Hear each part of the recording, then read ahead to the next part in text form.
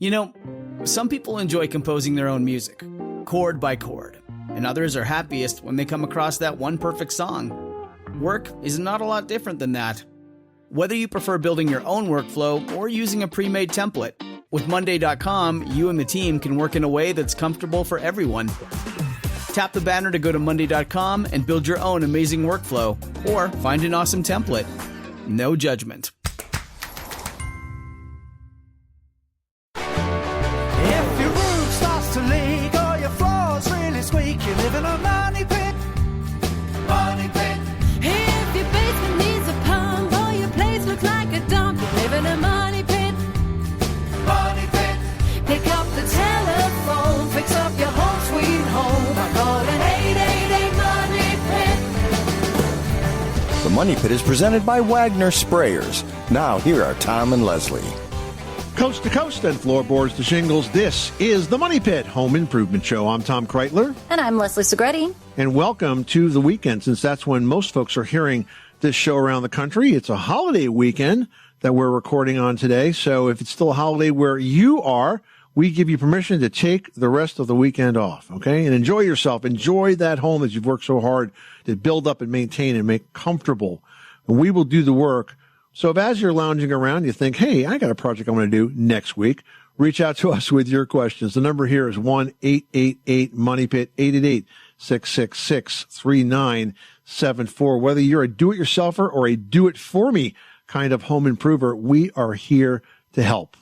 Coming up on today's show, can a home built in a factory be better built than one constructed on site? Well, most people say, no way. Well, we say that's a big fat yes. They can also be not only better built, but more energy efficient. So we're going to explain why just ahead. And summer's on the way, and that means it's important to get your AC serviced now just to be sure that it's good to go. We're going to explain what that should include and an easy way for you to test your system to know if it's working properly before the tech even shows up. And spring is a season for lots of things. That includes painting projects. And if that's a project on your to-do list, new high-efficiency airless paint sprayers can make the project easier than ever. We'll explain how they work to help you cut painting time by a full third. But first, we are here to help you tackle your spring home project to-dos with confidence. So let us know what you are working on, what you've got plans to work on for the rest of this warm weather season, and whatever you are thinking, we can help you get those done super fast and right on budget. So give us a call. The number here is 1-888-MONEYPIT, or you can go to moneypit.com/ask. Click the blue microphone button for the fastest possible response. Let's get to it. Leslie, who's first? Paul in Pennsylvania is on the line and needs some help heating and cooling. What can we do for you? We had an add-on about 30 years ago in this house. It's actually my childhood home that we bought, and it's but we are changing what used to be a mudroom into a laundry room and a bathroom. Okay. With all that plumbing that's going on in there, we're trying to find the best way to heat it. The house is on central with a furnace, gas furnace, but I'm unable to get the ducting out there. Okay. Is there another way that might be better than just like an electric baseboard heating? So this is just for the laundry room, and it's like we're on the end of the house or something where you don't have ducts that go that far? Like, why is it hard to get them out there? Just explain the layout to me. Floor is actually technically about 10 inches lower than where the foundation is for the house. That's where it was poured about 30 years ago or so. And the only access point I have outside of the house with that is actually taken up with the drainage and the waste drainage, and then also the got it. Water. So you really need something that's independent system here. Is what it sounds like. And how big is this laundry room space? The whole area, bathroom, and that is about 14 by 14. I'll tell you what, I mean, even though we rarely recommend this, the least expensive way for you to add, which I think is going to just be supplemental heat, is electric. If you were to put electric baseboard in there on a thermostat, that was a timer thermostat, right? One where you could do a setback to it so that you only had that come on when you really needed it. You know, electric heat is the most expensive, but you're talking about a really small space. And anything else that you do there, like we could talk about a mini split ductless, for example, you know, that's going to be $2,000, $3,000, $4,000 by the time you're done putting a compressor outside and a mini split ductless up on the ceiling, up on the wall. I mean, and it may not, you know, it may be overkill for that small space. So I think if I just had a 14 by 14 foot space there, 150, 160 square feet, whatever that works out to be. I mean, that's probably perfect for an electric baseboard. Okay, and I should probably not, I shouldn't even have to really worry too much about water pipes bursting or anything. I mean, they're Plex, but. Right. And you know what? The other thing that you could do is, what's the bathroom situation now? Do you have a tile floor down, or what kind of flooring do you have? We actually don't have any flooring down right now. We just got the floor joist in, ceiling joist is in. We're finishing up the plumbing currently. Why don't you put electric radiant heat under the floor? Put it under the floor of the bathroom and the floor of the laundry room if it's not done yet. And if you put it in right, again, it'll be a very pleasant experience. And if it's on the right kind of thermostat, you're not going to have to worry about those costs getting out of control. And boy, there's nothing better than having a warm floor when it's chilly. Yeah. All right. Okay. Well, that gives me another option to go with. Thanks very much. All right. You're welcome. Good luck with that project. Carolyn in Iowa's on the line has a question about a quartz countertop. Tell us what's going on. Yes, what I notice are some dull spots that are showing up on the quartz countertop. We built this home 2.5 years ago, and I always had understood with quartz you didn't have to polish or seal or anything, and we're trying to be really careful. Oh, no. Surely you jest. Quartz is indestructible because you can put hot stuff on it, but it's also really absorbent. And you definitely need to polish it. Okay, so all that report that I've heard that you never have to do anything to quartz, it isn't true. You do need you have to do stuff to granite, to marble, to quartz over time because there's a sealant that they put on it. And depending on where you got it and who the yard is, if it's a granite or a marble, it wears away with use. And so the lighter the color, the more often you have to do it. And it should be, they say, with quartz and marble and granite, every 2 to 3 years. I have a granite countertop. I've probably done it 3 times in the 15 years I've been in my house. And it's mostly because the areas where you see what they pour that fills into the spaces have kind of like popped out, especially on the edge. But other than that, I haven't really need to do much to it. There's a polish online at Amazon.com called Supreme Surface that's really well recommended. It's 4 out of 5 stars. I would give that a start if you've never tried it before. Order it online. But as Leslie said, you definitely do need to polish natural stone. Otherwise, it is going to get dull over the years. And it sounds like it's about time to do that with your house. Thanks so much for calling us at 888-MONEY-PIT. Drinking water is important to staying hydrated and healthy. So having a steady supply of safe, clean water is critical.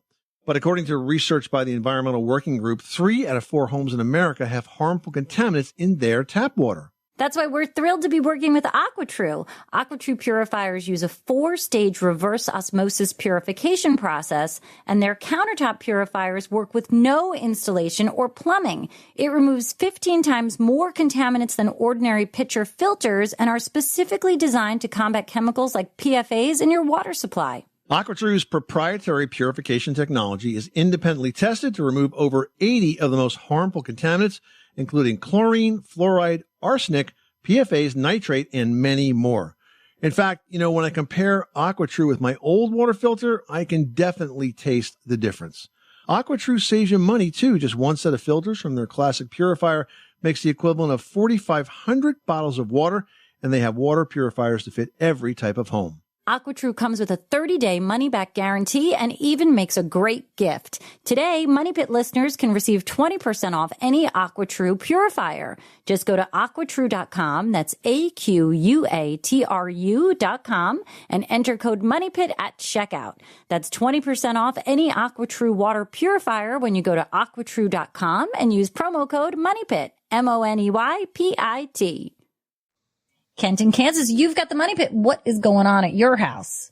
I have a vent that seems to maybe be, have some condensation or whatever, but I've got some stains on my bathroom ceiling, and I have tried to spray the ceiling stain to fix it, but it continues to be a problem, and I wonder what do I have to do up in the attic to take care of that. Now I do have a furnace up in the attic area, so I don't know if that has anything to do with it, but I think it's associated with a bathroom vent. Well, typically when you get a ceiling leak in a bathroom, it's caused by the plumbing vent where it exits the roof, because all bathrooms are going to have a vent pipe that go up. It's about 3 inches wide, and it goes up from the bathroom through the roof, and there's a rubber boot around the pipe that seals the water out. But the problem is that the rubber boot isn't nearly as durable as the shingles around it, and the sun beats on it, and the UV rays start to break it down, and then you'll get like a gap around the pipe. And then the water, when it rains, kind of hugs the pipe, works its way down the pipe. It will drip off or find another route and end up somewhere in the vicinity of the bathroom ceiling. So that would be the most common type of bathroom leak. It wouldn't be the vent, the bathroom fan, although, I mean, it's possible, but it's probably not it. It's more likely the plumbing vent flashing. So I would take a look at the outside from the roof, identify where that pipe is coming through the roof, and see if the plumbing vent flashing is deteriorated. If it is, easy fix. You take a couple of shingles off, put a new piece of flashing on, retack it back in place, and you're good to go. Once you've eliminated the leak, then what you can do is spray that stain with a little bit of a bleach and water solution. Let it, rinse it off and wipe it dry. And then I want you to prime the entire ceiling with a solvent-based primer. So oil-based or alkali-based primer, because that's the only thing that will seal that black in. And then you could put whatever top color you want on top of that, and that could be latex. Okay? Is something like a Kills product? Is that what you're talking about? Yep, that's exactly right. Yep, Kills would be fine. All right, that's what I've been using to take care of the stain, but it continues, and so I think the base. All right, well, if it's continuing, the Kills product you're using, is it the water-based or is it oil-based? I believe it's oil-based. How are you cleaning your brushes? Are you cleaning the brushes with water, or are you cleaning them with mineral spirits or turpentine? I am using a spray can. Oh, it's in a spray can? Yes. It's probably the alkyd. I would get a little quart or pint can of the oil-based Kills. You can put it on heavier that way. Okay. And just enough to do that sealing. All right, and that'll make a difference. It actually looks like it's cracking. Is it to the point where I'm going to have to repair the drywall?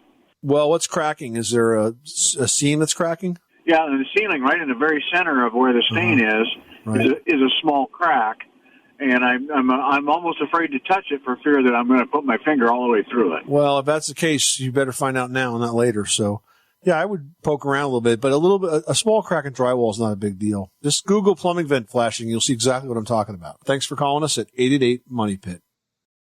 Hey, you're tired of living in a money pit? Well, we're here to help. And if you want us to help out, it would be awesome if you could leave us a 5-star review on Apple Podcasts. Just go to moneypit.com/review. It's only going to take a minute, and it means the world to us. Dorothy in Tennessee is on the line and has a question about an in-ground pool. What's going on? I have a definite money pit. All right. Welcome to the club. Really. I have a huge in-ground pool that it just wouldn't do any of us to not buy this house with this pool because we thought we'd just love it. And yes, the kids promised to help take care of it and all that stuff. They're grown and gone. I don't want to take care of it, don't want to pay all that money. And I'm wondering if there's a solution to doing something interesting with this space that isn't such a money pit. You're not in an unusual scenario. I spent 20 years as a professional home inspector, and when we did inspect homes that had pools, I'd say a pretty good portion of the time, the question from my client was the same question you just asked. I don't want the pool. I want nothing to do with it for, a whole variety of reasons. What can I do with it? And in those cases, generally what folks do with it is they fill it in. They tear up any concrete edges or it's anything on top that might be part of their patio or whatever. And they basically fill it in and tamp it and compact it, and it becomes yard space. So if you don't want to use it as a pool, that's pretty much your only option. Well, exactly. Is there an inexpensive way of doing that? The little bit of research I've done, it's not inexpensive to fill it in. Well, look, you need to find, it's not a hard, putting dirt in a hole is not a difficult thing to do. What you have to do is, first of all, obviously you have to disconnect all of the mechanical systems, right? Then there's power out there, all that has to be disconnected, and any plumbing has to be disconnected. So you get rid of all of the stuff that's easy like that. And then for the rest of it, if you have a decking or a curbing around the outside edge of the pool, that will have to be broken up. Now, if that's the case, I can't imagine that would take more than an hour or two to break up with a jackhammer, because it's only going to be a few inches thick of concrete. So it's actually pretty easy to break up. And then you have to have excavators that will come in and probably with a small piece of equipment like a bobcat start to move a lot of dirt into that space, because it has to be tamped. You can't just put it in there without tamping it. And in fact, you might also, you may need to break up the bottom of the pool. Otherwise, you won't have drainage, right? So you probably have to bust that up too. And then it's just going to have to be filled in and tamped and filled in and tamped and filled in and tamped. Because if you don't, it'll become a sinkhole. It'll just, be a depressed area in the yard. You want to really fill it up. You're going to use clean fill dirt for that. You're not going to use topsoil, obviously. So the dirt is pretty much the cost of the transportation. It's almost like you don't pay for the dirt. But that's probably the best thing to do with it, and then start thinking about what you do want to do with that space. Well, I can imagine a really nice formal garden out there. Well, there you go. Or fire pit, gazebo, all kinds of neat things. But getting to that point is not going to be cheap. How long do you plan on staying in this house? I mean, is this it forever? Or probably. Yeah, Probably, because, possibly. that is one thing to consider, and that is if the pool is functional, and you take it out, whether or not it's going to deter from the value of your home. From the resale value. Yeah, sometimes it will and sometimes it won't. It depends on, who's buying it and what their needs and wants and desires are. Well, hopefully we've given you some ideas on what is possible, and good luck with that project. Thanks so much for calling us at 888-MONEY-PET. Well, according to the DOE, more than 20 million Americans live in a manufactured home, and many newer models are well built and very energy efficient and more affordable than site-built homes. Yes, and to clarify, we're not talking about mobile homes here. There are no wheels on these houses. They're factory built and set on slabs or on block foundations right on site. And in fact, they can be so well built, they can even be constructed in hurricane and tornado zones with no risk of it being torn off the foundation. Now, manufactured homes are available in a wide variety of designs and floor plans, similar to site-built homes. And consumers can also choose among many energy-efficient equipment options and features, including high-efficiency heating and cooling systems and Energy Star appliances. That's right. In fact, consumers can also choose Energy Star certified manufactured homes, which can provide even lower utility bills and greater comfort. And thanks to the DOE adopting new energy standards for manufactured homes, this is actually going to help consumers save almost $500 on their annual utility bills. So if you are looking for a newly built, modern, and an energy-efficient home at an affordable price, purchasing one of today's manufactured homes can be a smart choice.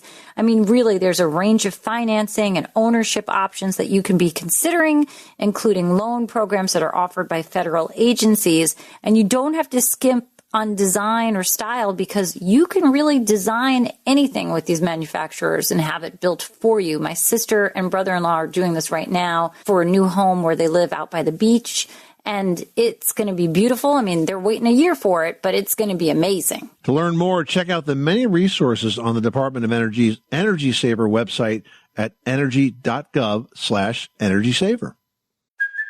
Hey, it's Kaylee Cuoco for Priceline. Ready to go to your happy place for a happy price? Well, why didn't you say so? Just download the Priceline app right now and save up to 60% on hotels. So whether it's Cousin Kevin's Kazoo Concert in Kansas City, go Kevin, or Becky's Bachelorette Bash in Bermuda, you never have to miss a trip ever again. So download the Priceline app today. Your savings are waiting.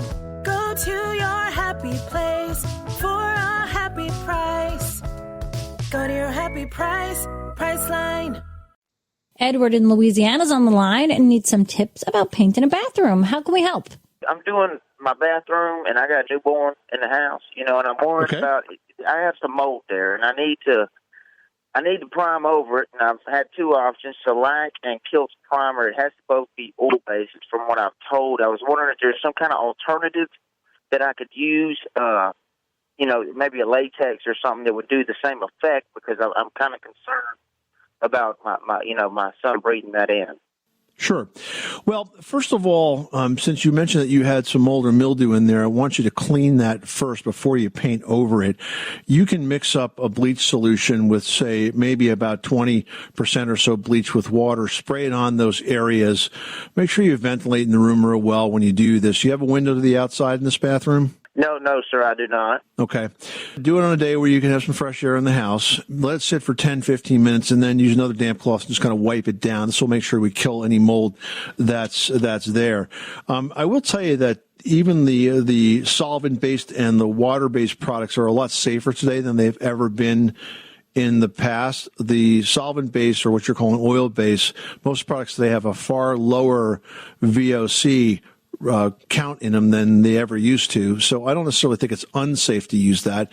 And I think the odor only is going to stick around for a few hours, so that if you could maybe get the family out of the house while you do this painting, and bathroom's a fairly small room, I do think that those solvent-based finishes are going to do a much better job on the priming. You don't necessarily have to use it on the finish coat, but you could use it just on the base coat and the prime coat. And if you use a Paint Plus Primer product that's rated for bathrooms, you can actually skip the priming step. Yeah, I think that would be the best solution. You're always a great help. You're very welcome, Edward. Good luck with that project. Thanks for calling us at 1-888-MONEY-PIT. You got it. Thank you. Amber in Ohio is on the line and has a question for us. How can we help you today? I have a loft, and it's all open to the, downstairs, but at any rate, when people come and stay, it gets so warm up there. It's very warm, and people always complain, summertime or wintertime. Right. It doesn't matter. And downstairs, the first floor can be, it feels 10 degrees different than upstairs. Right. And I have temperature set on, one certain degree. Yeah. And the upstairs just feels like it's not paying attention to what I set the thermostat as. All right. What kind of heat do you have? Is it forced air? You have a duct system? Yes. And do you have central air conditioning or not? I do. Okay. And do you have any ceiling fans or paddle fans that can help mix up the air? Yes, I do. But it seems to be that even when they put the fans on, they say that they don't feel the difference. But so when you turn the ceiling fans on, do you know that there's a way that you can reverse the motors on that? There's a little switch on the side. And in the summer, you want to set those so it pulls cold air up from the first floor. And in the winter, you want to change that setting so that it pushes warm air down from the second floor. Does that make sense? Yes. Now, have you operated those reversing switches? Did you even know they existed? Because many people don't. I have, I have known that they existed, and I could tell. I haven't told the people that come and stay, though, that up in the loft. So. Well, but it's the kind of thing that you're going to do. Yeah, you would do this one time, per season, so you wouldn't expect them to do that. Now, the other thing that you can do is you could add supplemental air conditioning to that space, and what I would recommend there is a split ductless system. So split ductless means you have a small compressor that's outside, and then you have the actual you actually have the air handler that is inside, and that mounts on the wall, the same way you'd hang a TV, for example.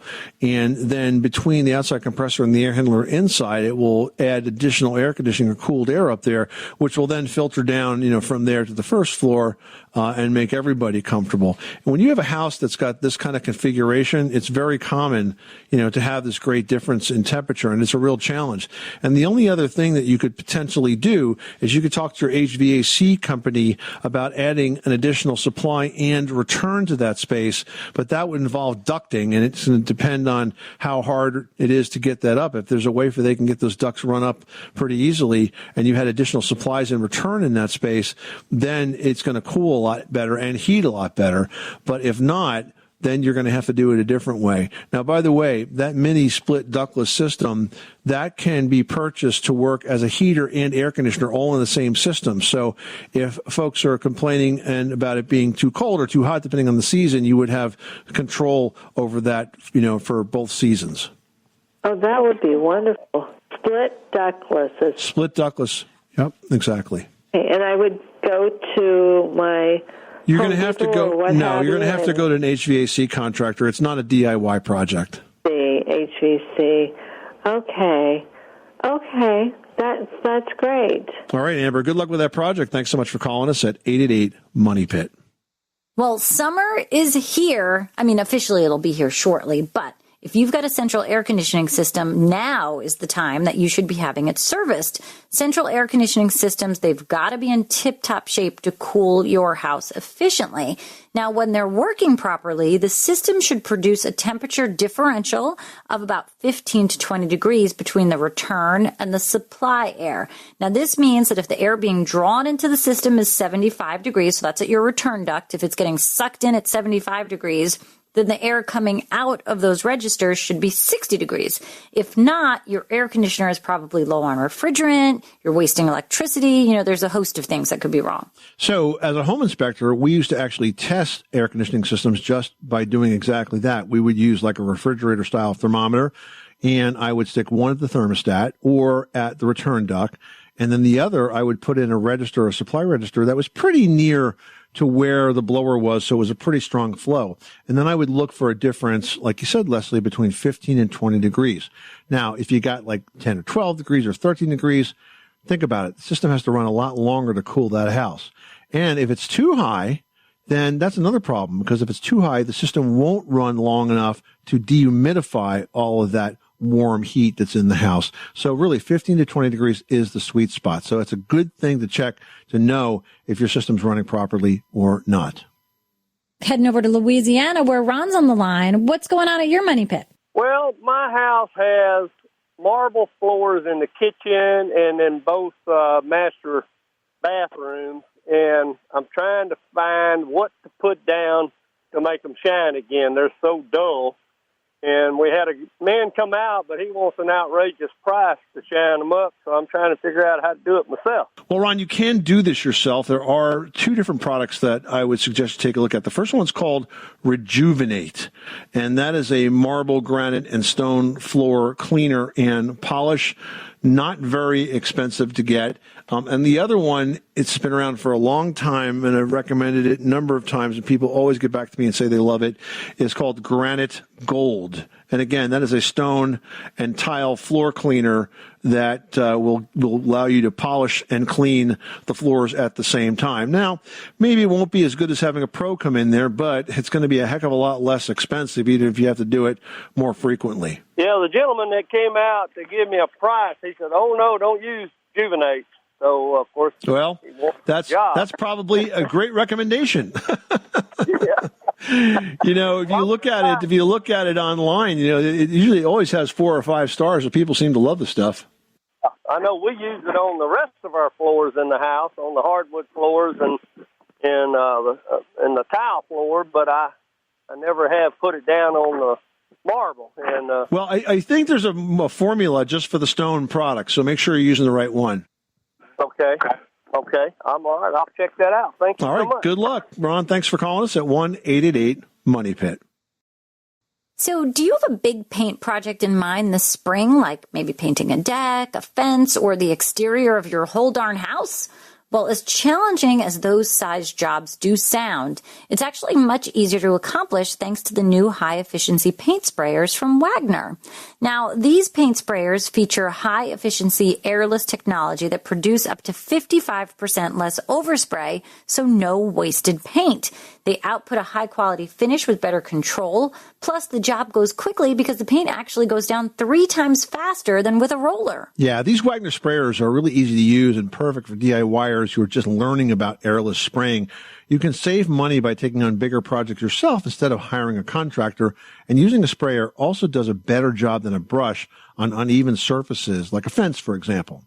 Now, the Wagner Control Pro sprayers come in several models. I have been using the Control Pro 170 because it pulls paint or stain directly from either a 1 or 5 gallon bucket, which is especially useful for large projects. In my case, I was painting a long board-on-board fence, and 5 gallons was just what I needed for the project, so I didn't have to stop and restock the paint supply. To find the right sprayer for your project needs, just head on over to WagnerSprayTech.com. That's WagnerSprayTech.com. Courtney in Texas is on the line with a very stinky question at her money pit. What is going on? It's not an old house. We've just lived here just under a year, and the previous owner was a cigarette smoker, and so pretty much everything smelled like cigarette. So yeah, it's we've disgusting. replaced and painted, and we've done a lot of work on it. But I'm wondering if I need to just replace or clean out the ventilation system. That's one thing I haven't done yet. Well, let's talk about this. So are we talking about every room in the house here, or have you focused on one particular room? It was every room in the house. And do you have carpet in the house? It's been replaced. Carpet's been replaced. When you replaced the carpet, you had, hardwood floors, or you had plywood floors underneath? It was plywood. Did you paint them? Did you paint them with a sealer? No. So one of the things that we generally recommend is, because cigarette smoke is so pervasive and it gets into everything, if you do have to replace the carpet, which you did, unfortunately, you didn't seal the floors at the same time, which would have been obviously the easy time to do that. Right. And the reason we say that is because sometimes those floors will basically absorb all that odor, and then they can just let it go back up, through the carpet. The carpet isn't going to stop it. So we always recommend sealing that with primer, good quality priming paint, which seals it in. It's kind of the same thing that happens if you use a restoration company after a fire and you get smoke damage, because the smoke gets into everything. Yeah. What they do is they clean it and then they seal it with the proper type of smoke sealing paint, and then that helps to control it. The other thing is any other soft material, so furnishings, blinds, drapes, anything of that nature that's still around, you need to clean or replace. We've done that. We've done all the light fixtures, all the outlets, all the cabinets have been redone. And what about the walls? Has the house been repainted on the interior? Yes. Did you prime it first, or did you just paint over it? I did prime the walls, yeah. What do you think's left, Leslie? It sounds like she did most of this here. I mean, it really does sound like it. The only thing I can think of is there like a drop tile ceiling that's like a soft, more porous material. Is cleaning out the HVAC system something? Yeah, maybe. I mean, we're not big fans of duct cleaning unless you're doing a lot of remodeling and you get a lot of dust and stuff in it. I mean, I don't think it would hurt, but I don't think that's going to be the cause of your problem here. Okay. The filter system, though, in the HVAC system may be also a place to start. If you had a better quality filter system, that could help as well. So you have a forced air system, obviously. Do you have an electronic air cleaner, or is it a fiberglass cleaner? What kind of air cleaner do you have there, or filter? Yeah, I don't know what that means. You need to find out what kind of filter you have. If it's a disposable filter, you should be changing it every 1 to 3 months, depending on the quality of the filter. I do change that, but I don't know what type. I don't know what type of material it is. Well, if you're changing it, it's not an electronic air cleaner. So there are better air cleaners on the market that do a much better job of scrubbing the air. They're called electronic air cleaners. You could look at one called the Trane, Trane Clean Effects. And there's also one from April Air that's very effective. But these types of electronic air cleaners will scrub even virus-sized particles out of the air. And that might help, because I don't think if you have just a standard fiberglass filters, that's doing absolutely nothing to capture any of this residual odor that you're talking about. So I hope these couple of ideas help you. It sounds like you're kind of on your way. The only thing that you didn't do that I would have recommended would have been to paint those subfloors when you had the carpet up. All right. Well, I appreciate your time. All right. Good luck with that project. Thank you. Caleb in Arizona reached out to Team Money Pit saying, we stained our deck 2 summers ago with an acrylic solid stain and have had problems with that stain peeling off in some areas. I've got 2 questions. Could staining on a hot, sunny Arizona day be the cause of the peeling? And secondly, since a solid color stain is a solid membrane, much like paint, can you change the color of the stain when restaining? Well, Caleb, temperature is definitely going to impact how much of the stain gets to soak in. So you definitely need to do that in much cooler temperatures. So we're talking early morning or late evening.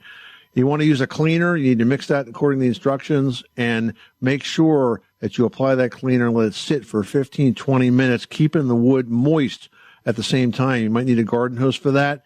And if you follow those instructions, you'll be able to get that first layer to a point where it can accept the second layer. And yes, you could put a new color on as long as it's the same paint manufacturer. So if you want to change from a brown to a gray, go for it. All right, good luck.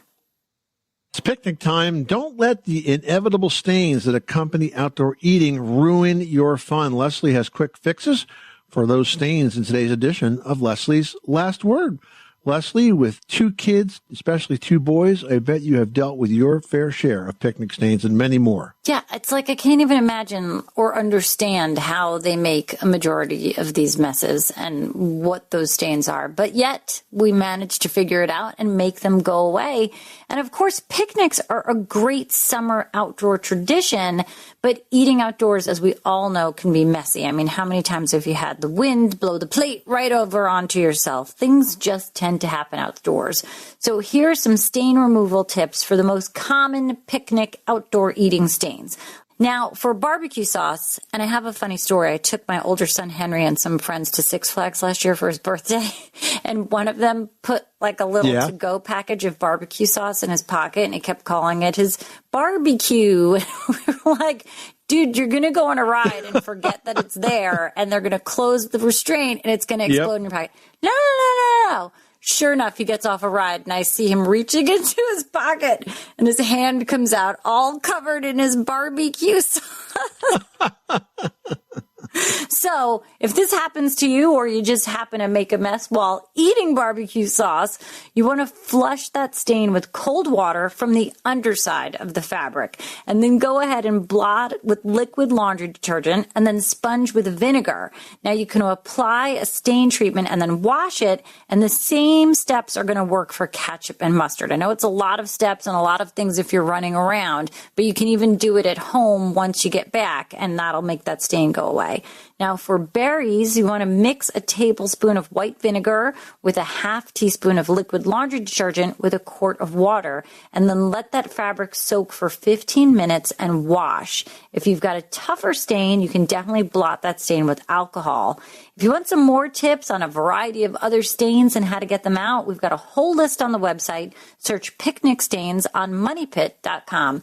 Tom, he then tried to go on like the River Rapids ride to clean his shorts. Oh, so you can wash it out? And of course, every other kid got soaking wet, and this one boy came off that ride dry.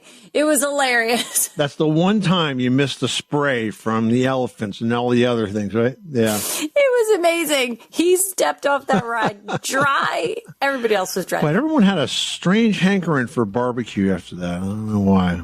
I know, truly, the whole car ride home, I was like, dude, you reek of barbecue sauce. This is the Money Pit Home Improvement Show. Coming up next time on the program, are you ready to spruce up your backyard space for the summer ahead? We're going to share some tips to take the indoor living space to the outdoors on the next edition of the Money Pit. I'm Tom Kreitler. And I'm Leslie Segretti. Remember, you can do it yourself, but you don't have to do it alone.